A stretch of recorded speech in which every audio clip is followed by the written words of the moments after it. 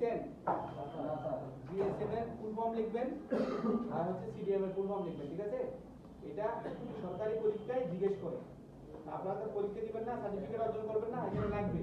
তো ওগুলো যখন শেখার জন্য বসে থাকলে লাভ নাই, এখন শিখে ফেলেন।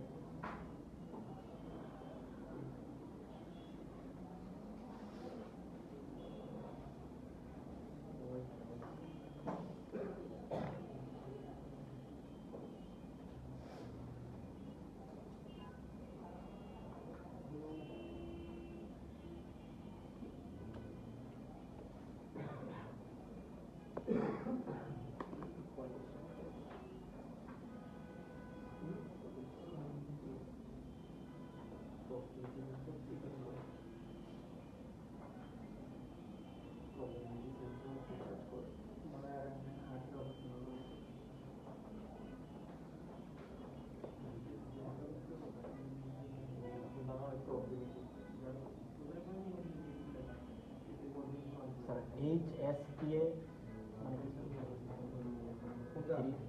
HSPA 3G তে ডেটা স্পিড রেট এটা জি স্যার এটা HSP হচ্ছে 3G, 3G তে HSP লেখা আছে একটা আপনার, বুঝতে পারছেন?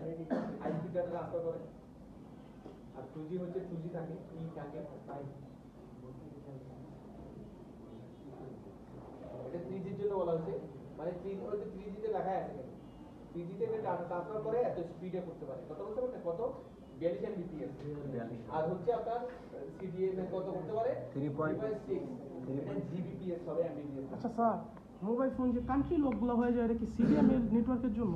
ক্যারিয়ারের মতো ক্যারিয়ার লক করা আছে। কান্ট্রি লকটা হচ্ছে মূলত ক্যারিয়ার লক। কথা বুঝা গেছে? এই যে ক্যারিয়ার লক করে। না, বাইরের থেকে ফোন পাঠাইলে দেখা যায় ওগুলো কান্ট্রি লক থাকে, মোবাইল নেটওয়ার্ক পায় না। এই যে ক্যারিয়ার লকিং করে।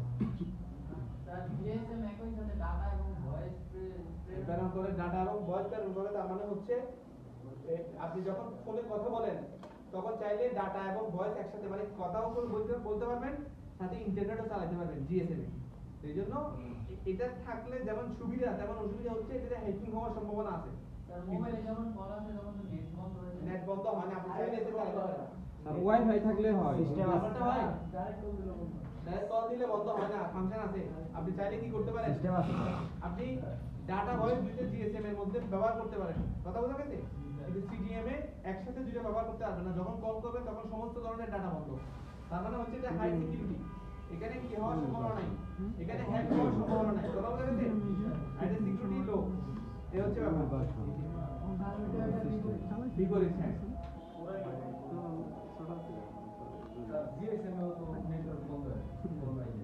জিএসএম এ বন্ধ হয়ে যায়, আপনার চাইলে বন্ধ না হয়ে চালাতে পারে। অনেকের হয় না, অনেকের হয়, ডিপেন্ড করে কোম্পানির উপর। অনেক কোম্পানি এই সার্ভিস বন্ধ রাখে, অনেক সময় চালু রাখে, কিন্তু জিএসএম এর মধ্যে এই কাজটা করা যায়। কথা বলছি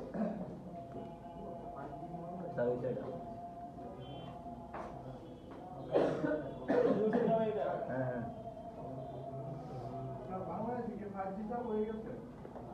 হয়েছে 4.5G 5G হয়েছে, রবিতে শুরু ওটা তো নেটওয়ার্ক পায় না বাংলাদেশের 5G হ্যাঁ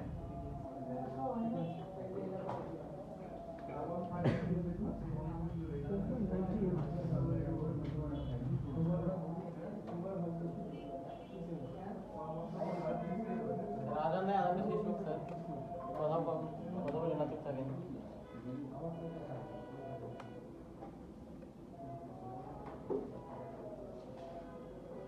আচ্ছা, আপনারা কি ইলেকট্রিসিটি পড়ছেন?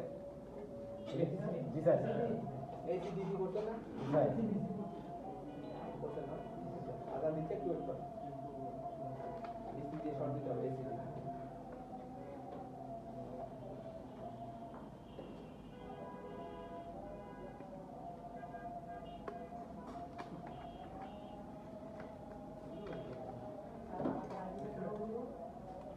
লিগা বানাইতেছে দিয়ে দেব, খুব শীঘ্রই দিয়ে দেব।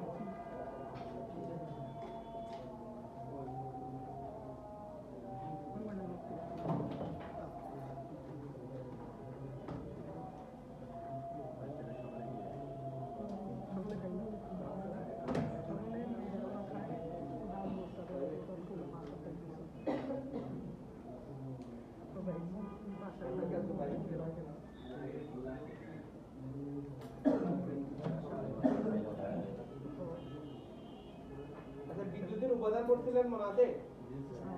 উপাদানের মধ্যে কয়টা উপাদান কয়টা ছিল? এসিতে 4টা। চারটা ছিল না? একটাতে হার্টস ছিল না? এটা হার্টস, সেটা হচ্ছে এসিটি কি ছিল? হার্টস ছিল। এটা হচ্ছে আপনার হার্টসটা হচ্ছে মূলত কি ফ্রিকোয়েন্সি। কথা বুঝা গেছে? প্রতি একক সময়ে মানে হচ্ছে প্রতি 1 সেকেন্ডে কতবার অসিলেশন হচ্ছে সেটা হচ্ছে কি ওটার ফ্রিকোয়েন্সি। কথা বুঝা গেছে? তাহলে ওটা 50 বার হচ্ছে না?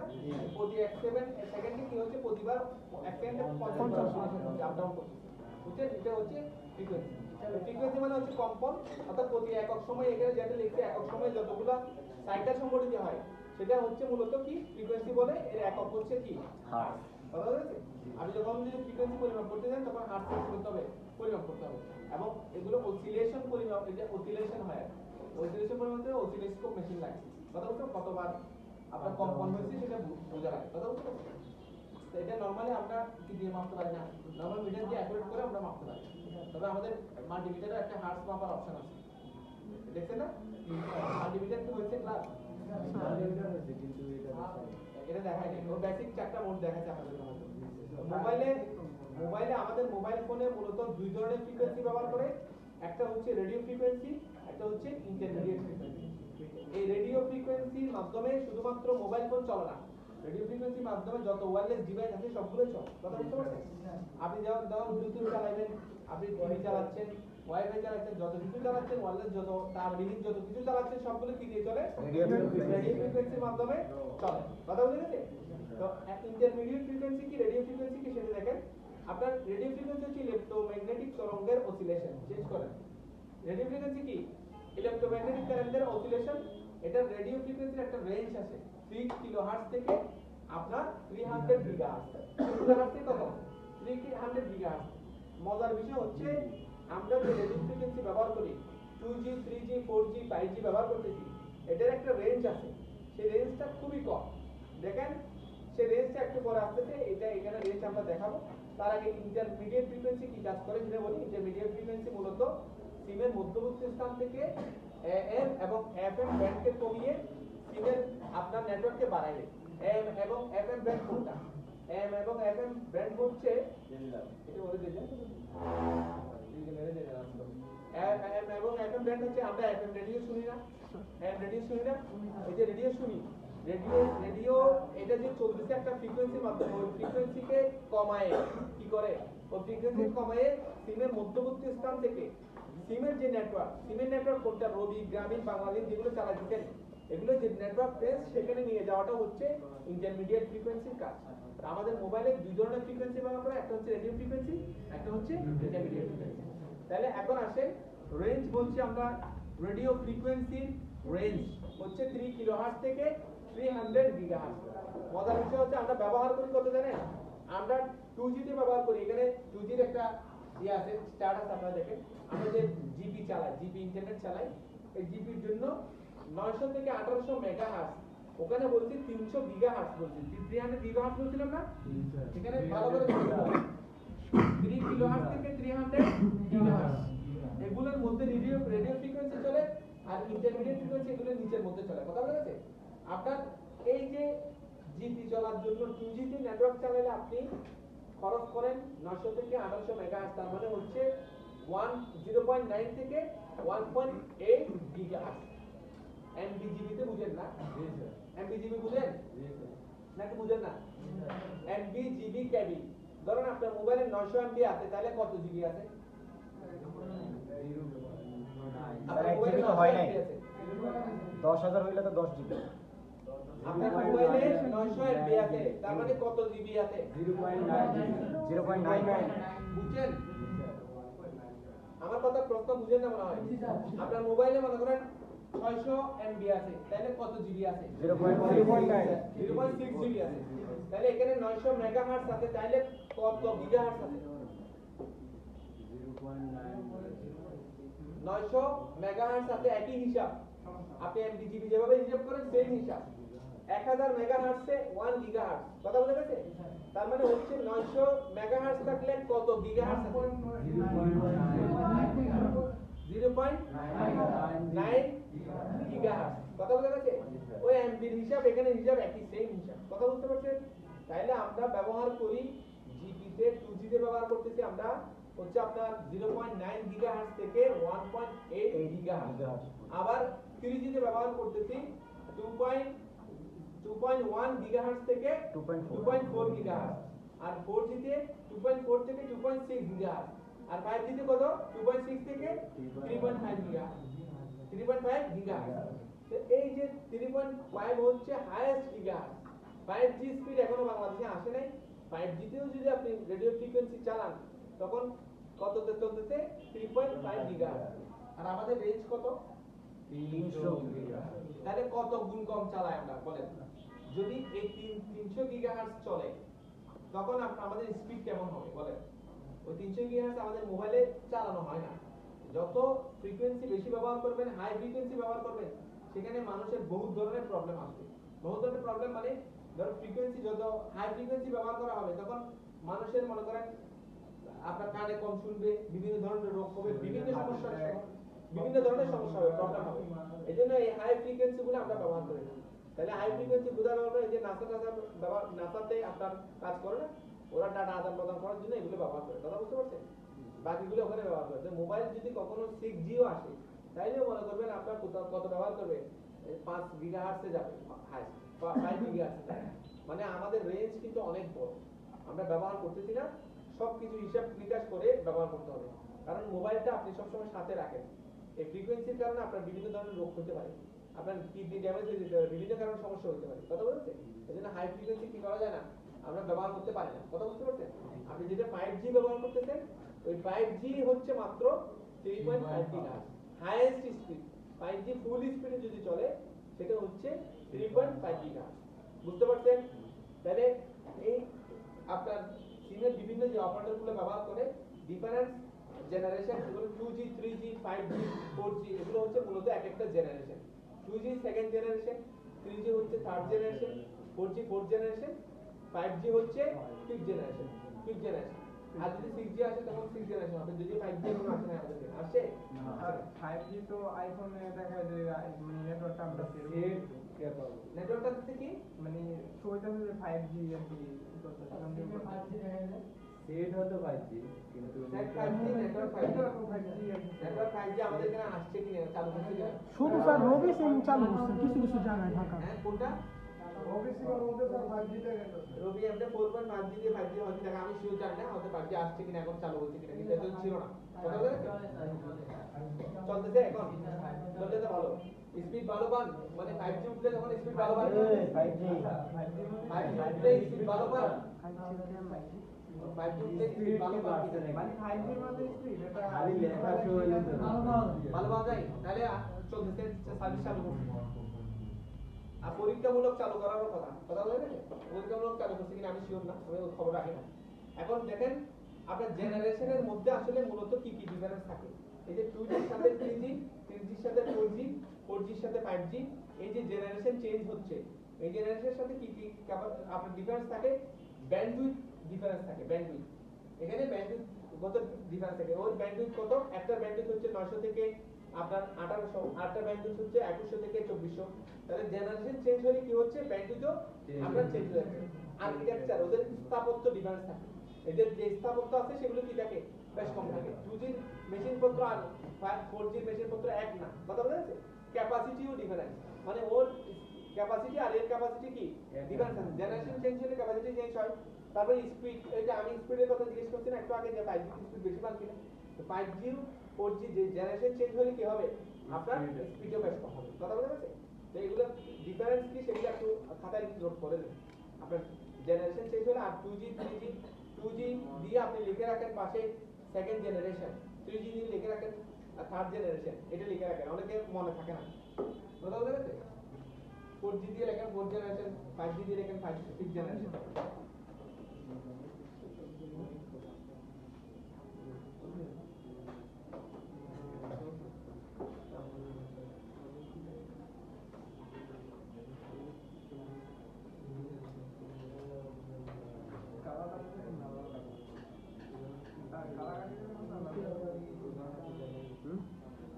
কালাকালি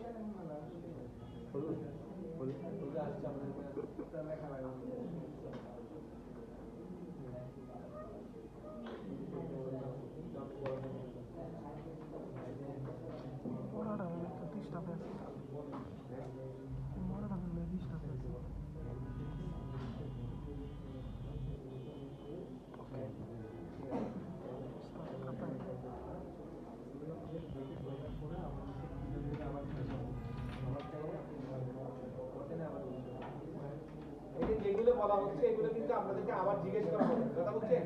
কেউ যদি কোনো প্রশ্ন থাকে প্রশ্ন করতে পারবেন, কোনো সমস্যা নেই, ঠিক আছে? যেগুলো আপনার পড়ানো হচ্ছে সেগুলো সম্পর্কে আবার প্রশ্ন করা হবে। এখন প্রশ্ন করবো নাকি স্যার ফুল শেষ করে তারপর প্রশ্ন করবো? প্রশ্ন কি এখন করবো নাকি ফুল শেষ করে প্রশ্ন করবো? হ্যাঁ? শেষ করে করবো?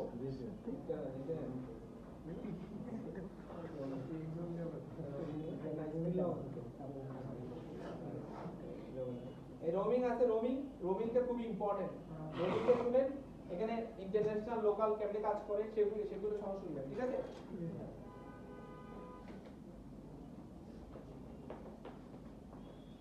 রোমিং অন করে, রোমিং মানে বেশ একটু দূরে আছে না? আবার শুরু থেকে দিবেন, যেগুলো ইম্পর্টেন্ট সেগুলো ওরা পারে কিনা দেখবেন, যেগুলো ইম্পর্টেন্ট না সেগুলো নিয়ে বেশি প্রশ্ন করার দরকার নেই, ঠিক আছে? শুরু থেকে আবার টানবেন এবং হচ্ছে আবার যেগুলো লেখানোর দরকার সেগুলো ওখানে আবার খাতায় নোট করবেন। আমি কিন্তু লেখাই নাই, টুকটাক লেখাচ্ছি, কথা বুঝছেন?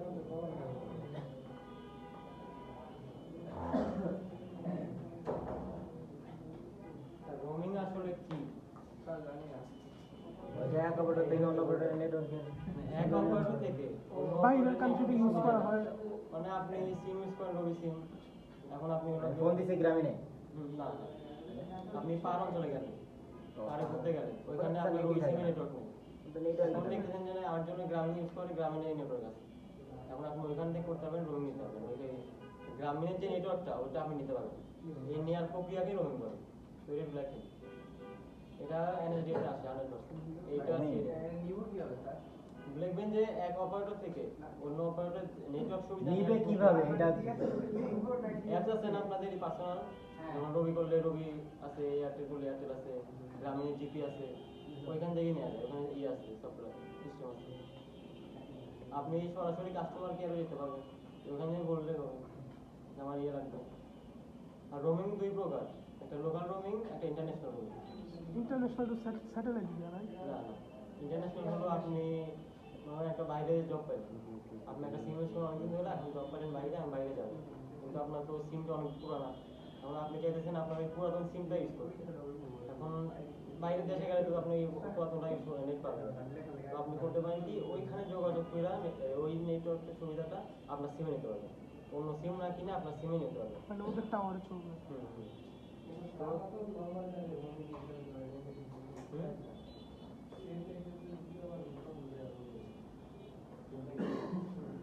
আর রোমিং এর ক্ষেত্রে একটা অসুবিধা আছে, চার্জ হয় অনেক বেশি, মানে চার্জ কাটে অনেক বেশি, প্রচুর টাকা কাটে। আপনারা আগে এটা রোমিং কি এটা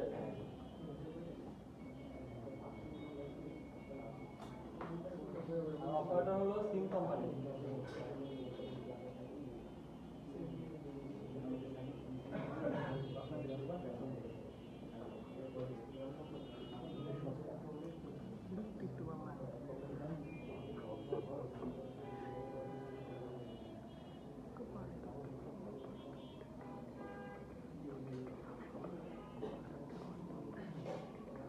এখানে লেখা আছে আপনার সুবিধা অনুযায়ী আপনি আপনার মতো লিখতে পারেন, চেঞ্জ করেন না, টপিক চেঞ্জ করেন না, টপিক যেভাবে আছে এইভাবে আপনি আপনার মতো লিখতে পারেন।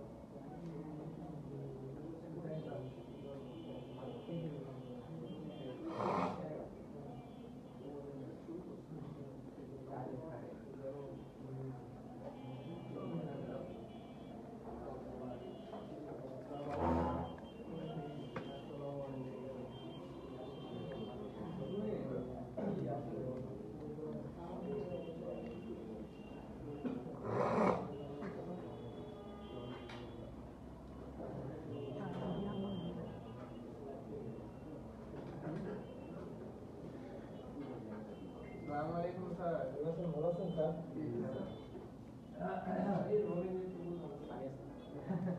রোমিং এরা পানি নেই, আপনি কি সিম ইউজ করেন? বাংলা ভাষা বলে দোকান, ঢাকার দোকানে ধরেন আপনার বাসা হচ্ছে দোকানে, আপনি বাঙালি ইউজার, তার মানে অবশ্যই আপনার এখানে বাঙালি নেটওয়ার্ক ভালো, এই জন্য হচ্ছে আপনি ব্যবহার করেন।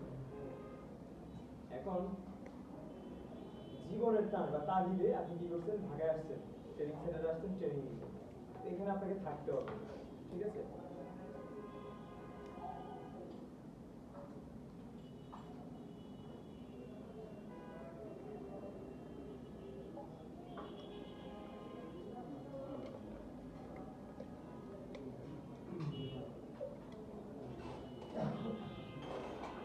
এখানে আপনাকে থাকতে হচ্ছে। তো আপনি এখানে আসার পরে দেখতে পাচ্ছেন যে আপনার সিমে নেটওয়ার্ক আসে, বাঙালিতে কি আসে না, নেটওয়ার্ক আসে। এখন আপনি চাইলেও তো আপনার ডোভারটাকে এখানে নিয়ে আসতে পারবেন না, এটা পসিবল না। বা একটা টাওয়ারকে তুলে এখানে নিয়ে আসতে পারবেন না। আবার এমনও না যে আপনার এখানে যারা বাস করে তারা কেউ মোবাইল ব্যবহার করে না, সবাই ব্যবহার করছে, সবার ফোনে চলতেছে, শুধু আপনার ফোনে চলতেছে না। ধরেন আপনার এখানে গ্রামীণের নেটওয়ার্কটা কি খুবই ভালো, খুব ভালো একটা গ্রামীণ নেটওয়ার্ক এখানে চলে, কিন্তু বাংলা লিঙ্ক চলে না। এখন আপনি